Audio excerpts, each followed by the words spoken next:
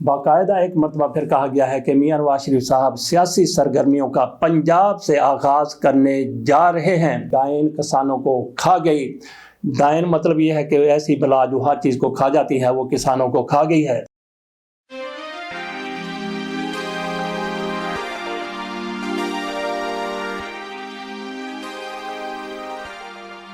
بسم اللہ الرحمن الرحیم۔ سب سے پہلے چلتے ہیں میاں شہباز شریف صاحب کے بیان کی طرف۔ ہمارے یہ سائیں وزیر اعظم مجہول قسم کی ان کی دلیل سامنے آئی ہے۔ ویسے میاں نواز شریف صاحب کی طرف سے جو ان کے بڑے بھائی ہیں، انہوں نے یہ کہا تھا ان کے بارے میں کہ ان کی باتوں کو سنجیدہ لینے کی ضرورت نہیں ہے، اور پھر پاکستان کا جناب شہباز شریف صاحب کو اس روز وزیر اعظم بنا دیا گیا جس روز ان پر فرد جرم عائد ہونی تھی۔ ٹی 1 ارب کی 2 ارب کی پتہ نہیں کتنے اربوں کی، اور ان کے بیٹے پر بھی میاں نواز شریف صاحب کے ایک چھوٹے بھائی کو وزیر اعظم بنا دیا گیا۔ تو ان کی طرف سے میاں نواز شریف نے کہا تھا کہ ان کی باتوں کو سیریس لینے کی ضرورت نہیں ہے، بیان پہ بیان دے دیا کرتے تھے۔ تو ایک مرتبہ ان کی طرف سے کہہ دیا گیا کہ اگر میں نے پاکستان سے بجلی کا خاتمہ نہ کیا تو میرا نام شہباز شریف نہیں ہے۔ بعد میں ان کو یاد آیا میں نے تو کہنا تھا کہ اگر میں نے بجلی کی لوڈ شیڈنگ کا خاتمہ نہ کیا تو پھر میرا نام شہباز شریف نہیں ہے۔ آصف علی زرداری کے بارے میں ان کی طرف سے کہا گیا پیٹ پھاڑوں گا، سڑکوں پر گھسیٹوں گا، الٹا لٹکاؤں گا، اور اس کے بعد دنیا نے دیکھا کہ آصف علی زرداری کو انہوں نے صدر پاکستان اور انہوں نے پاکستان کا ان کو جناب شہباز شریف صاحب کو سائیں جی کو وزیر اعظم بنا دیا۔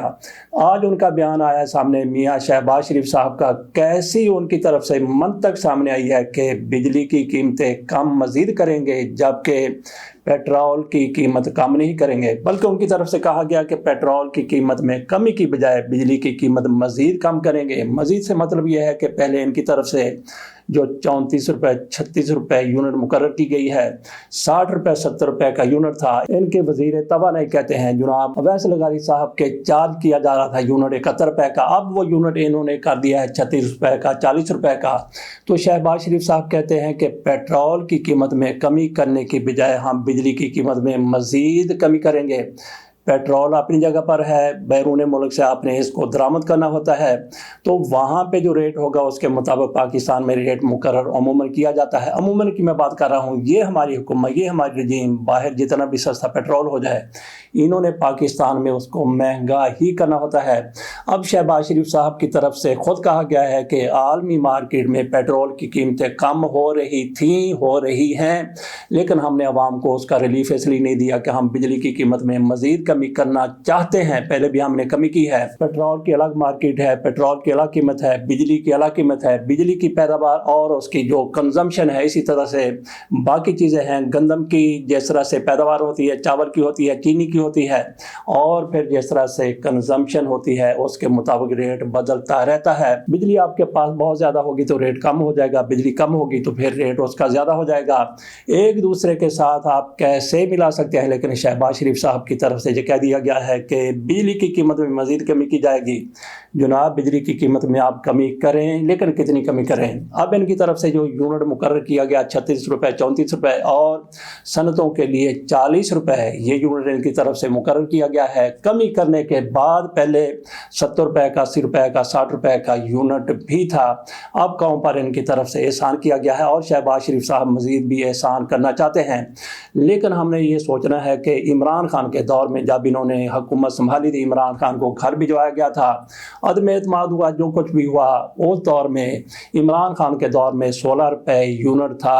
آپ پہلے تو وہاں پہ 16 روپے پہ یونٹ لے کے آئیں، اس کے بعد اس میں جو کمی کریں گے اس میں پھر دیکھا جائے گا، سوچا جائے گا، کہا جائے گا کہ شہباز شریف صاحب کی طرف سے بہت کمی کر دی گئی ہے۔ پہلے وہاں پہ لے کے آئیں 150 روپے پیٹرول لے کے آئیں، ڈالر بھی اسی ریٹ پہ لے کے آئیں، لیکن ایسا ان کی طرف سے پہلے نہیں کیا گیا، آئندہ بھی ہونے کی کوئی توقع نہیں ہے۔ لیکن یہ عوام کو چکمہ دیتے ہیں، عوام کو یہ فریب دیکھتے ہیں، عوام کو دھوکہ دیتے ہیں، عوام کو اپنے ساتھ ملانے کی کوشش کرتے ہیں۔ تو کیا عوام ان کے جھانسے میں، ان کے چکمے میں آ رہے ہیں؟ یہ تو پتہ چلے گا انتخابات کے دوران، لیکن انتخابات کی بھی ان کو پرواہ نہیں ہے۔ بار بار کہتے ہیں کہ ہم نے اپنی سیاست کو قربان کر دیا، ریاست پر قربان کیا کر دیا؟ خاک آپ نے قربان کر دیا۔ آپ جس طرح سے آپ نے مہنگائی کے طوفان اٹھا دیے، جس طرح سے آپ نے عام آدمی کا عرصہ حیات اجیرن کر دیا، دوبھر کر دیا، تو لوگ آپ کی طرف دیکھنے کے لیے بھی تیار نہیں ہے، روادار نہیں ہے۔ آپ کو چونکہ پرواہ ہی نہیں ہے، اس لیے آپ نے کہا کہ ریاست پر ہم نے اپنی سیاست قربان کر دی، اس کے باوجود بھی دوبارہ آپ اقتدار میں آ گئے۔ تو میاں نواز شریف صاحب کی طرف چلتے ہیں، ان کی طرف سے بھی ان کے ساتھیوں نے یا ان کی پارٹی کی طرف سے اعلان کیا گیا ہے، باقاعدہ ایک مرتبہ پھر کہا گیا ہے کہ میاں نواز شریف صاحب سیاسی سرگرمیوں کا پنجاب سے آغاز کرنے جا رہے ہیں۔ پنجاب میں میاں نواز شریف صاحب سیاسی سرگرمیوں کا آغاز کریں گے، وہ پنجاب میں اپنی سیاست شروع کریں گے۔ پہلے ان کی سیاست کہاں گئی تھی؟ پہلے میاں نواز شریف صاحب سیاست میں تھے، ہیں اور آئندہ بھی شاید رہیں گے، کیونکہ ان کی طرف سے جو کچھ عوام کے لیے کیا گیا ہے، عوام ان کو کہاں پہ دیکھتے ہیں، باہر نہیں نکلتے، لندن ایک مرتبہ پھر جا رہے ہیں۔ بات ہم نے شروع کی کہ پھر خبریں آ رہی ہیں کہ میاں نواز شریف صاحب پنجاب سے اپنی سیاسی سرگرمیوں کا آغاز کریں گے، اور نقطہ آغاز کہاں سے ان کا ہوگا، کہاں سے سٹارٹ کریں گے؟ لاہور سے، راولپنڈی سے، ملتان سے، شیخ پورہ سے، ننکانہ صاحب سے، چیچو کی ملیاں سے، یا پھر بھائی پھیرو سے؟ نہیں، بالکل نہیں۔ میاں نواز شریف صاحب اپنی سیاسی سرگرمیوں کا آغاز کر رہے ہیں 10 اپریل سے بیلاروس سے۔ بیلاروس، وہاں پہ کبھی پاکستان میں ٹریکٹر بڑے مشہور ہوا کرتے تھے۔ لوکا صاحب وہاں کے پریمیئر ہیں، وہ پاکستان میں آئے، میاں نواز شریف سے ملاقات کی، شہباز شریف سے ملاقات کی، مریم نواز شریف صاحبہ سے ملاقات کی۔ شہباز گل کہتے ہیں کہ یہ لوکن میٹی یہ کھیلتے رہے لوکا صاحب کے ساتھ، بہت زیادہ ان کے ساتھ گرم جوشی کے ساتھ ملے۔ کیوں؟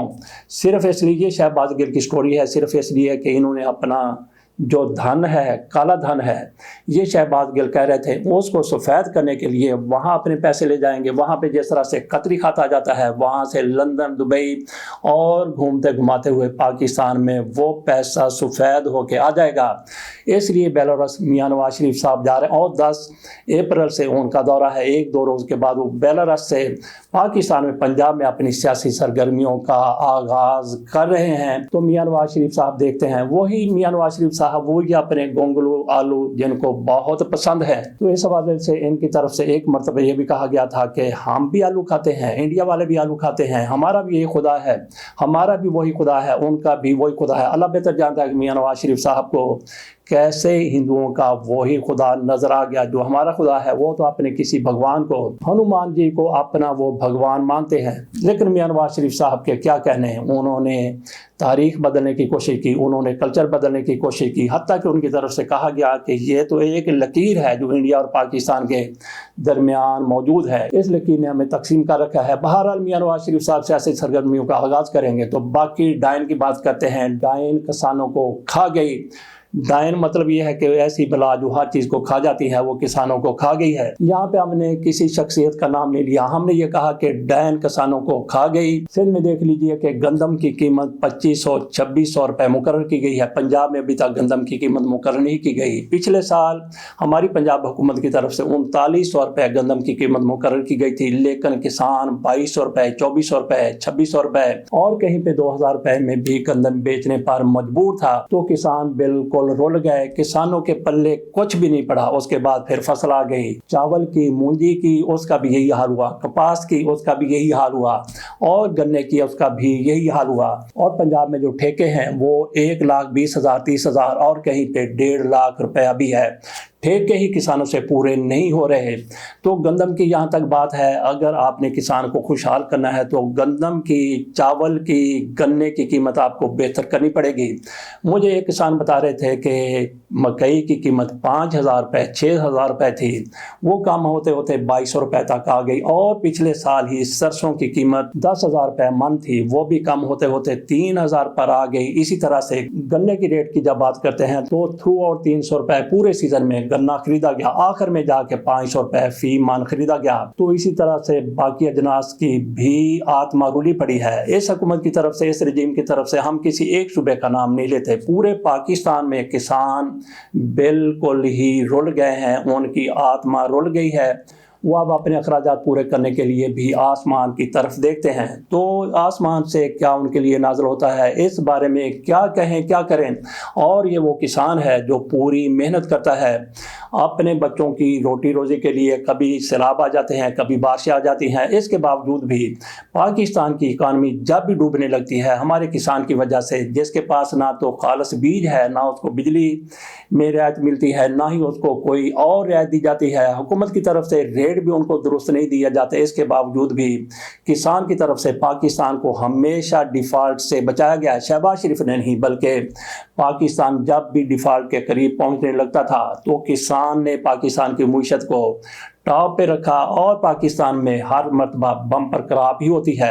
یہاں پہ سوال یہ ہے کہ جب گندم آپ کو 2000 روپے من بیچنا پڑے گی، 2500 روپے، 2400 روپے، 4000 کی بجائے، تو پھر کسان کے پلے ککھ نہیں پڑے گا۔ لیکن اس کے ساتھ ساتھ یہ بھی سوچنے کی بات ہے کہ عام آدمی کے لیے آٹا کتنا زیادہ سستا ہو جائے گا۔ چہ جائے کہ آپ 4000 روپے میں گندم خریدتے ہیں، آپ کو 2000 میں 2200 روپے میں، 2400 روپے میں، 2500 روپے میں گندم ملتی ہے، تو آٹے میں کتنا زیادہ فرق ہوگا، آٹے کی قیمتیں کتنی زیادہ کم ہوں گی۔